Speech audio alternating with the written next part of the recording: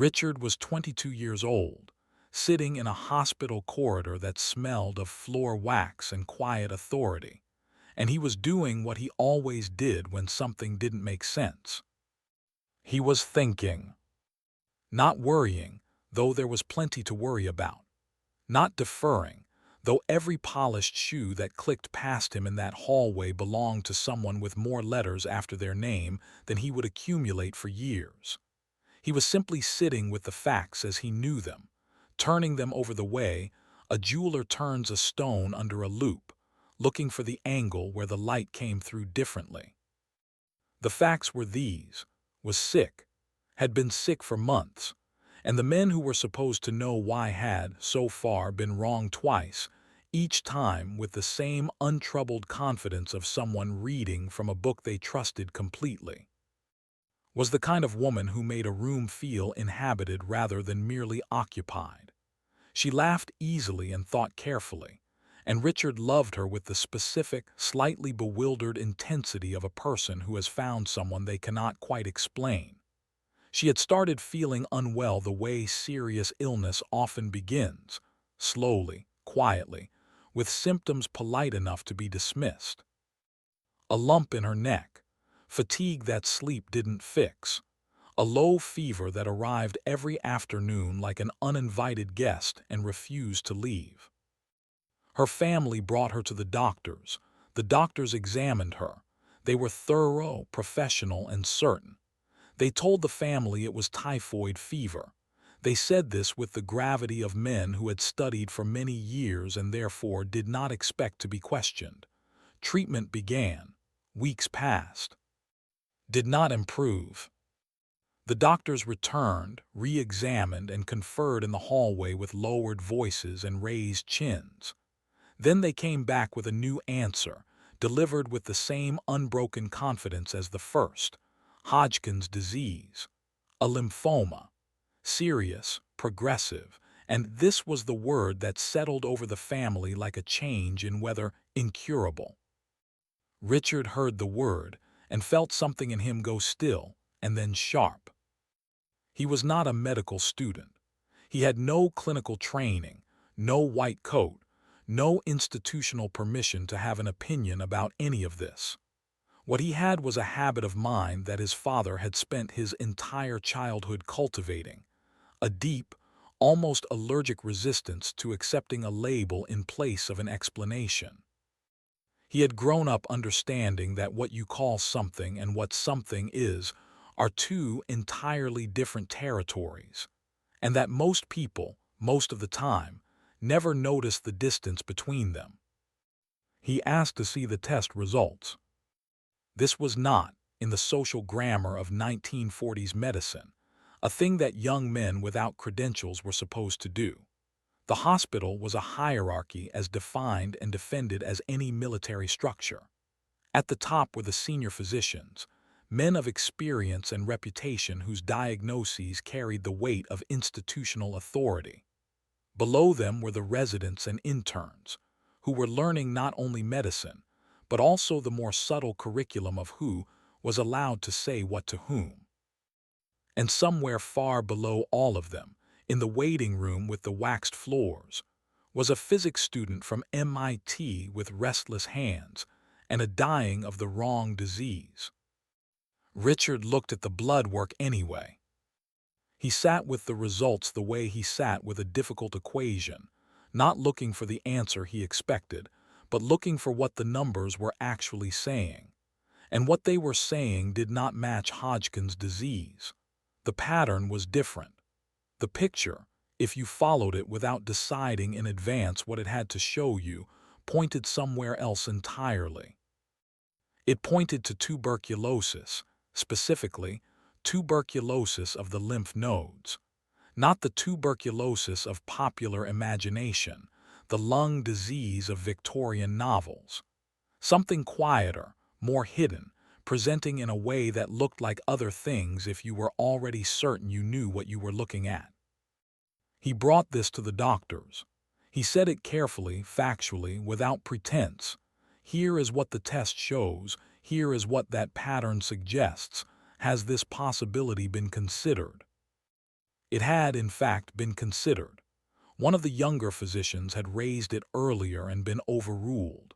Senior colleagues had looked at its presentation, compared it to their internalized picture of tuberculosis, found the match imperfect, and set the idea aside.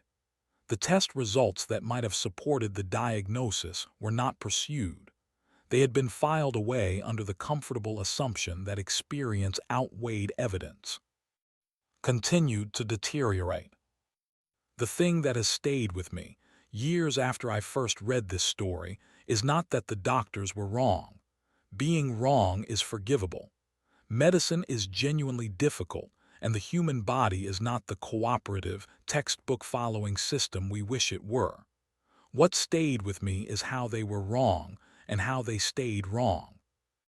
They had dismissed their own test results, not because the results were faulty, because the results didn't match what they already believed, and it is profoundly uncomfortable when you have spent a decade becoming an authority to let a piece of paper tell you that you should think again.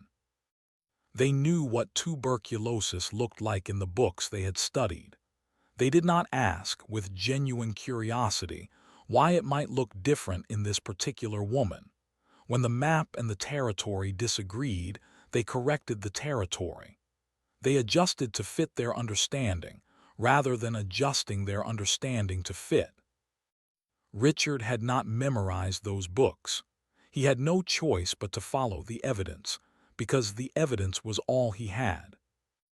And the evidence was trying to tell them something, if only someone would sit still long enough to listen. The confirmation came quietly, the way corrections to large mistakes usually do.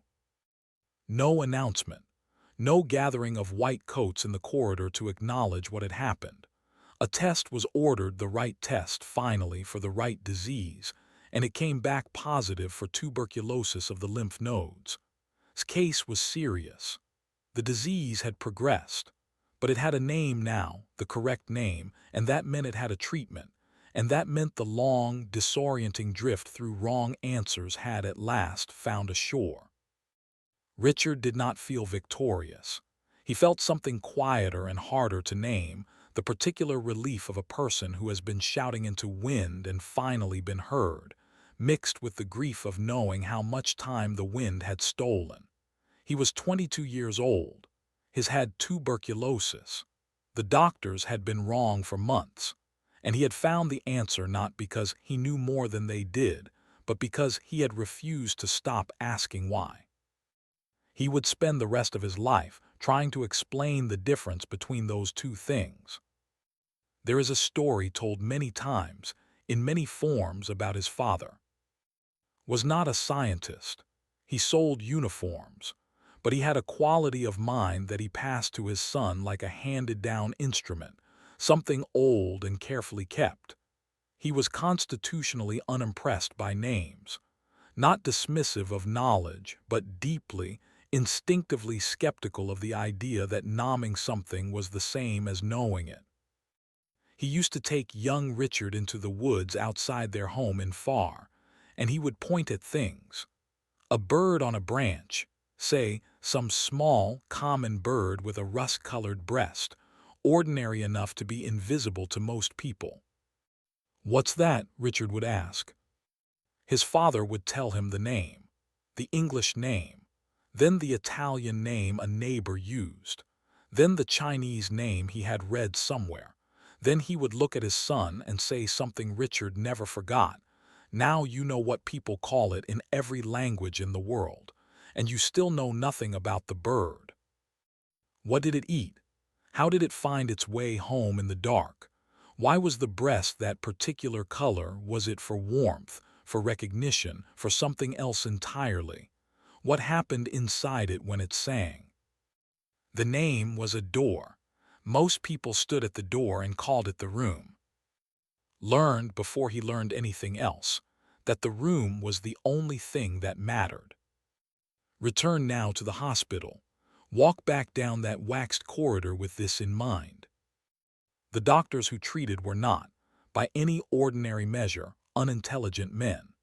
They had survived years of medical education. The long, grinding curriculum of lectures and examinations, and clinical rotations that separates those who persist from those who don't.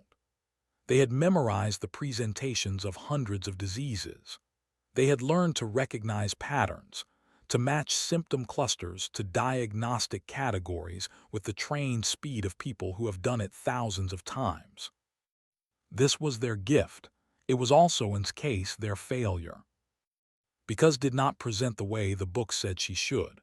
Her tuberculosis was quiet and atypical, wearing a different coat than the one they had been trained to recognize. And when the pattern didn't match, they did not ask why. They did not sit with the discomfort of not knowing and reason their way forward from what the evidence actually showed. They did what people do when they have spent a decade becoming certain. They trusted the certainty over the evidence. They saw what they expected to see, and when reality declined to cooperate, they blamed reality. There was, remember, a younger doctor who suspected tuberculosis. He raised the possibility. He was looking at the same evidence Richard would later look at, and he was following it honestly toward the same destination. His seniors overruled him, not with better evidence, but with rank. With the accumulated authority of more years and more credentials, deployed not as an argument but as a conclusion. This is what institutions do to the curious, when the institution has decided that curiosity is a junior quality. They do not disprove the question. They simply outrank it. The young doctor fell silent, continued to decline, and somewhere in a waiting room, a physics student with no authority and nothing but a willingness to follow a thought wherever it actually led, was quietly reaching the correct answer. I thought about all of this on an ordinary Tuesday, sitting in an examination room with a paper sheet beneath me that crinkled every time I moved, waiting for my doctor to return with his conclusion. He came in, sat down, and told me what he thought was wrong. His voice had the particular cadence of a person who has delivered this kind of information many times, confident, practiced, professionally kind. He named the condition. He mentioned the treatment. He was already reaching for his prescription pad. I thought of, sick for months while men with credentials diagnosed her with the wrong diseases in the right tone of voice. I thought of a bird on a branch in far, and a father who understood that a name is not a room. I asked my doctor a question he did not seem to expect. Why do you think that? What does the evidence say? He looked up from the prescription pad. There was a pause, not long, but long enough to be its own kind of answer. He was not accustomed to the question. He was accustomed to the moment after the diagnosis, the logistics of treatment, the forward motion of a clinical encounter that had already resolved its central mystery. The question asked him to go back, to show his work. He did, to his credit. He walked me through the reasoning. Some of it was solid. Some of it, in the light of that question, he visibly reconsidered. The final answer was not very different from his first one, but it was more honest, more earned. We had arrived at it together, rather than him handing it to me from a height. I do not tell this story to be cynical about medicine or doctors or expertise. Expertise is real. Training matters.